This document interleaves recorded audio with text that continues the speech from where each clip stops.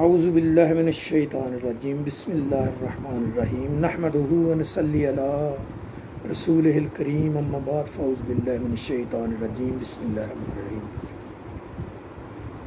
اللہ دی صفات، اللہ دے نام، اللہ دی ذات بابرکات دے اسم گرامی تو شروعات کر کے لکھاں کروڑاں درود و سلام نبی مکرم دی ذات مقدسہ تے اللہ پاک ساڈا درود و سلام انہوں دی بارگاہ اپنی بارگاہ قبول فرمائے۔ میں آج ایک بڑا پیارا واقعہ جڑا وہ آپ کو سنانا چاہوں گا، شیئر کرنا چاہوں گا۔ 2-4 منٹ میں وہ آپ سے بیان کر دوں گا۔ تو بیان تو نبی مکرم کی جب ولادت باسعادت ہوئی ہے تو اس دن کا ہے، لیکن میں اس کو تھوڑا سا بیک میں لے کے جاؤں گا سیدنا ابراہیم علیہ السلام سے، کیونکہ جب تک سیدنا ابراہیم علیہ السلام جو آپ کے جد امجد ہے ان سے بات شروع نہ کروں تو یہ بات مکمل نہیں ہوتی، وہ آپ کو اس کی صحیح ڈائریکشن میں سمجھ نہیں آئے گی۔ اس کا پس منظر ایسے ہے کہ جب اللہ پاک کے حکم سے نبی ابراہیم جد محمد صلی اللہ علیہ وسلم نے خانہ کعبہ کو مکمل تعمیر فرما لیا تو اللہ پاک نے کہا کہ اب ابراہیم مجھ سے مانگو جو مانگنا ہے۔ یعنی ایک بات ہوتی ہے کہ کوئی بھی مزدوری کرتا تو وہ اپنے مالک سے اس کا اجر مانگتا، تو ایسے ہی ایک اسی کنٹیکسٹ میں یہ ایک بات کروں گا کہ سیدنا ابراہیم علیہ السلام نے جب خانہ کعبہ مکمل تعمیر فرما لیا تو اللہ پاک سے دعا مانگنے لگے۔ تو ایک پتھر کے اوپر آپ تشریف فرما ہوگے تو دعا مانگی کہ یا رب العالمین جو آخر الزمان نبی آنا ہے اس نبی کو میرے اس بیٹے یعنی سیدنا اسماعیل علیہ السلام کی نسل سے پیدا فرمانا، یعنی مجھے اس کا دادا بنا دے۔ تو اللہ پاک نے قبول فرمایا، اور اس کا اثر یہ بھی ہوا کہ جس پتھر کے اوپر نبی مکرم کا اسم گرامی لے کے دعا مانگی گئی اس پتھر نے اپنا سینہ نرم کر کے آپ کے قدم مبارک کو نقش فرما لیا، جو آج مقام ابراہیم کی صورت میں جلوہ فروزہ۔ ہم جب بھی عمرہ حج کے لیے جاتے ہیں تو سب اس کی زیارت کرتے ہیں، اللہ سب کو اس کی زیارت نصیب فرمائے۔ تو ایک تو وہ ہے کہ نام نامی سے اتنی برکت ہوئی کہ پتھر بھی پگھل کے نقش قدمین جو سیدنا ابراہیم علیہ السلام کے وہ نقش ہو گئے۔ تو دوسرا بات ہے کہ یہ جو سیدنا اسماعیل علیہ السلام ہے یہ ایک بیٹے، دوسرے بیٹے جو ہیں سیدنا ابراہیم علیہ السلام کے ان کا نام اسحاق ہے۔ تو جو سیدنا اسحاق علیہ السلام سے نسل چلی ہے اس کو بنی اسرائیل کہتے ہیں۔ ان کے بھی جد امجد سیدنا ابراہیم علیہ السلام ہیں، ان سے 6000 پیغمبر مبعوث ہوئے ہیں جو بنی اسرائیل کہلاتے ہیں۔ اسحاق سے یعقوب، یوسف، آگے موسیٰ، ہارون، ایسے سلسلہ چلتے چلتے پھر سیدنا عیسیٰ علیہ السلام پہ آ کے منتج ہوتا ہے، وہاں پہ ختم ہوا ہے۔ تو یہ جو سیدنا اسماعیل علیہ السلام ہے ان سے ایک ہی نبی پیدا ہوئے، وہ ہے سیدنا آقا ہمارے محبوب، اللہ کے محبوب نبی مکرم سرکار دو عالم رؤوف رحیم نبی محمد صلی اللہ علیہ وسلم۔ تو آپ بنی اسماعیل ہوئے۔ تو یہ میں نے آپ کو سمجھانا تھا کہ بنی اسماعیل سے آپ پیدا ہوئے ہیں، اور آپ نے فرمایا کہ میرے جتنے سلب نسب ہیں وہ سارے پاک ہیں، یعنی نبی پاک کا کوئی بھی دادا پردادا یعنی جو جد ابراہیم علیہ السلام سے لا کے نبی پاک تک، نبی پاک سے لے کے ابراہیم علیہ السلام تک آپ نے فرمایا پورے میرے سلب اور نسب پاک ہے، یعنی میرا نور گرامی جو ہے، میرا نور جو ہے، نبی پاک سرکار نے فرمایا جس ماں کے رحم میں گیا، جس والد کی پشت میں گیا، وہ سارے پاک ہیں، یعنی وہ سارے مسلمان تھے۔ یہ اس لیے کہتا ہے کہ کچھ لوگ آج نبی پاک کے والدین یعنی جو آگے ان کے دادا پردادا ان پہ بھی بات کرتے ہیں کہ وہ مسلمان ہی تھے، یہ بات نہیں ہے۔ نبی کسی کافر کو، مشرک کو، منافق کو مسلمان نہیں کہہ سکتے، نبی پاک اسی کو کہیں گے کہ وہ پاک ہے، طیب ہے، جو مسلمان ہوگا، جو اللہ کا بندہ ہوگا، اللہ کا محبوب ہوگا۔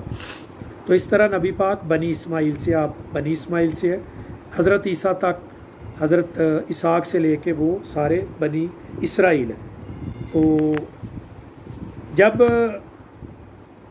نبی مکرم کا وقت قریب تھا نا آپ کی ولادت کا، تو یہودیوں کا اصل وقت تو جو اصل ان کا جو ملک تھا یہ تو اٹلی میں ان کا مرکز تھا۔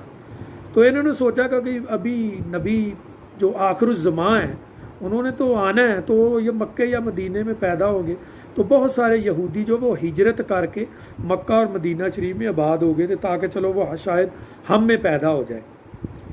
اس لیے وہ بہت سارے یہودی جو ابھی ملتا ہے نا کہ یہ خیبر کا قلعہ ہے مدینہ میں، مکہ شریف میں ان کے آثار ملتے ہیں کہ یہودیوں کا یہاں رہنا سہنا تھا۔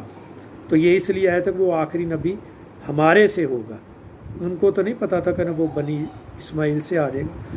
تو وہ دور خلافت میں بھی نبی پاک سرکار کے آنے سے پہلے بھی انہوں نے بہت ساری علامات دیکھی تھی اور وہ جانتے تھے، اور یہاں تک تھا کہ نبی پاک کا اسم گرامی پہلے سپارے کی آیت شاید 104 ہے، اس میں ہے یستفحون، کہ یہ جو یہودی ہیں ان کو مخاطب اللہ نے فرمایا کہ جب یہ میرا نبی نہیں آیا تو اس کا نام لے کے، امام جلال الدین سیوطی رحمۃ اللہ علیہ نے اپنی کتاب میں لکھا کہ یہ ایسے کہتے تھے یہودی اس وقت اہل ایمان تھے، کہتے تھے کہ جو آخری نبی آنا ہے اس کے وسیلے سے اس کے اوپر جو کتاب نازل ہونے اس کے وسیلے سے ہمیں یا رب العالمین ان کو کافروں پہ فتح دے، تو اللہ فتح دیتا ہے۔ تو نبی پاک سرکار جب تشریف فرما ہو گئے، آپ جلوہ افروز ہو کے تھے، یہودیوں نے ماننے سے انکار کر دیا، تو اللہ پاک نے کہا کہ لعنت علی الکافرین، تم پر لعنت۔ تو جب یہ آنے والا تھا تو اس کے نام سے برکتیں مانگتے تھے، اس کے نام سے تم فتح مانگتے تھے، بہت اپنی مشکلات میں اس کے وسیلے سے مانگتے تھے، اب تم میں آ گیا تو آپ ان کو ماننے سے انکار کر رہے ہو۔ ایک جگہ تو فرمایا کہ یہ ایسے پہچانتے ہیں کما یعرفون ابناءہم، یہ ایسے پہچانتے ہیں یہودی آقا دو جان کو، نبی مکرم کو، جیسے اپنی اولاد کو اپنے بیٹوں کو پہچانتے ہیں، ایسے پہچانتے ہیں یہ، لیکن منکر ہے، کفر کیا ہے انہوں نے، یہ میرے پیارے حبیب کو نہیں مانتے۔ تو بات لمبی ہو جائے گی۔ تو انہوں نے بہت ساری علامات دیکھی تھی۔ تو عیسائی جو پادری تھے یا یہودی راہب تھے انہوں نے اثار کے ساتھ لگایا تھا کہ یہ مکہ شریف مدینہ شریف میں پیدا ہو گئے تھے، وہاں آ کے رس بس گئے تھا۔ تو مکہ شریف بہت تجارت کا مرکز تھا عالم کفر میں بھی، نبی پاک سرکار کے پہلے آنے سے پورے، یعنی یہ عربوں میں یہ بہت بڑا مرکز تھا، ان کو مرکزیت حاصل تھی مکہ شریف کو۔ تو یہاں یہودی عیسائی سب تجارت کے لیے آتے تھے، یہاں کے لوگ بھی تجارت کے لیے جاتے تھے، نبی پاک بھی بعض اوقات تجارت پہ گئے۔ تو ایک یہودی آیا ہوا تھا، عالم تھا، تاجر تھا، لیکن بہت بڑا عالم تھا۔ اس نے کہا یار کوئی قریش کے گھر میں کوئی بچہ پیدا ہوا ہے؟ تو انہوں نے کہا یار وہ ہمیں پتہ تو نہیں ہے، لیکن چلو پوچھ گچھ کے ہم بتاتے ہیں۔ تو وہ کہتے ہیں کہ ایسے لگ رہا ہے کہ جو کوئی بچہ پیدا ہوا ہے تو وہ بہت بڑی شخصیت ہونے والا ہے، وہ آخر الزمان نبی ہونے والا ہے جو ابھی بچہ پیدا ادھر ہوگا۔ تو کوئی آدمی گیا، اس نے پتہ کیا قریش کے گھروں سے، تو پتہ چلا کہ عبداللہ جو عبد المطلب رضی اللہ تعالیٰ کا جو بیٹا ہے عبداللہ، جو اس دنیا سے رخصت ہو چکے ہیں، تو عبد المطلب کے پوتا ہوا ہے۔ حضرت عبداللہ کے گھر میں حضرت آمنہ کے دامن میں ایک جلوہ افروز ہوا ہے، چاند ایک جلوہ افروز ہو گیا۔ تو اس نے پتہ کیا، تو آدمی نے آگے بتایا اسے یہودی عالم کو کہ ہاں ایک قریش کے ہاں عبداللہ بن مطلب کے ہاں بیٹا پیدا ہوا ہے۔ تو وہ اس نے کہا چلو مجھے وہاں لے کے چلو۔ تو جب وہ یہودی وہاں پہ گیا، تو جب سیدہ آمنہ رضی اللہ تعالیٰ عنہ نے اپنے لخت جگر کو کسی کو دیا کہ جاؤ میرے لخت جگر کو کوئی دیکھنے آیا، تو خوشی سے دیا۔ تو جب اس یہودی نے آپ کو لپیٹا ہوا تھا ایک چادر میں، تو جب چادر کا پلو ہٹا کے اس نے دیکھا تو وہ دھڑم سے بے ہوش ہو گیا، گش کھا کے گر گیا، بے ہوش ہو گیا۔ تو بعد میں وہ ہوش میں آیا، تو لوگوں نے پوچھا یار دیکھا تو تم نے بچے کو ہے، لیکن یہ بے ہوش ہونے کا کیا حکمت، کیا لوجک ہے، کیا وجہ کہ تم بے ہوش ہو گئے؟ وہ کہنے لگا آپ کو نہیں پتہ، یہ جو بچہ پیدا یہ آخر الزمان نبی محمد یہی ہے۔ تو اس نے بہت دکھ بھری آواز میں ایک ٹھنڈی آہ بار کے نا کہا اف، آج نبوت جو ہے وہ بنی اسرائیل سے بنی اسماعیل میں، بنی اسرائیل سے بنی اسماعیل میں چلی گئی، نبوت ختم ہو گئی۔ مجھے اس کا دکھ ہے کہ بنی اسرائیل آج ختم ہو گئی، نبوت آج ختم ہو گئی، اور نبوت آج بنی اسماعیل میں چلی گئی۔ اور آپ کو دیکھ کے وہ اس نے بتا دیا تھا کہ یہی آخر الزمان نبی۔ اور بھی بے شمار نبی پاک کے پیدا ہونے سے پہلے بھی آثار لوگوں نے بتائے تھے، اور نبی پاک نے ابھی اعلان نبوت بھی نہیں کیا تھا، تو پھر بھی بہت سارے لوگ پہچان لیتے تھے عالم۔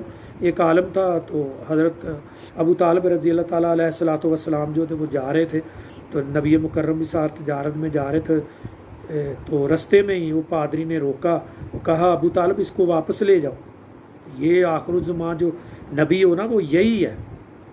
تو انہوں نے کہا کہ آپ نے کس طرح پہچانا؟ اس نے کہا جب آپ پہاڑ سے نیچے اترے تو میں دیکھ رہا تھا اس کو شجر بھی حجر بھی سب چیزیں جدھر سے گزرا سجدہ کر رہے تھے۔ تو کتابوں میں لکھا ہے کہ سوائے نبی کو کوئی چیز سجدہ نہیں کرتی۔ یہ نبیوں کی شان ہے کہ ان کو جاندار بے جان دونوں سجدہ کرتے ہیں، کیونکہ نبی کو اللہ کی ہر مخلوق پہچانتی ہے۔ تو پھر سیدنا ابو طالب علیہ السلام واپس آ گئے۔ تو اس طرح اس کو میں ادھر ہی کلوز کروں گا، لمبا موضوع نہیں کھینچوں گا، کیونکہ وہ تو بہت لمبا سکتا ہے۔ نبی کی شان، نبی کی ولادت، نبی کا وصال تو بہت بیان ہو سکتا ہے، بہت علم ہے، اور آپ نبی تو اللہ کے محبوب ہیں۔ اللہ کی شان بھی ختم نہیں ہو سکتی، اس کے محبوب کی شان بھی ختم نہیں ہو سکتی۔ اسی کے ساتھ میں اجازت چاہوں گا۔ وآخر دعوانا ان الحمدللہ رب العالمین۔ اپنا خیال رکھیں، اپنے ارد گرد کا خیال رکھیں، اپنے ملک کی خیر مانگیں، اپنے افواج کی خیر مانگیں، سیکورٹی اداروں کی خیر مانگیں، سب اپنے مسلمان بھائیوں کی خیر مانگیں۔ اللہ پاک ہمارے اور آپ کے دلوں کو منور فرمائے، اللہ پاک ہمارے اور آپ کے دلوں کو نبی کی محبت میں پختہ کرے، منور کرے، اور اللہ پاک آپ کو بھی سلامت رکھے، اور قیامت کو آپ کو بھی، مجھے بھی، سب کو نبی پاک کے وسیلے سے ہماری بخشش فرما دے، ہمارے گناہوں سے اللہ پاک درگزر فرمائے، دنیا میں بھی آخرت میں بھی۔ اسی کے ساتھ اجازت چاہوں گا۔ ہو سکے تو چینل کو شیئر کریں، لائک کریں، تاکہ میری کوئی ناقص العلم جو بھی تھوڑا سا خطاب ہے، دو چار باتیں آپ تک پہنچ سکیں، آپ کو بھی سننے کا اجر ملے، مجھے آپ کو شیئر کرنے کا اجر ملے۔ اسی کے ساتھ اجازت چاہوں کہ خدا حافظ، فی امان اللہ۔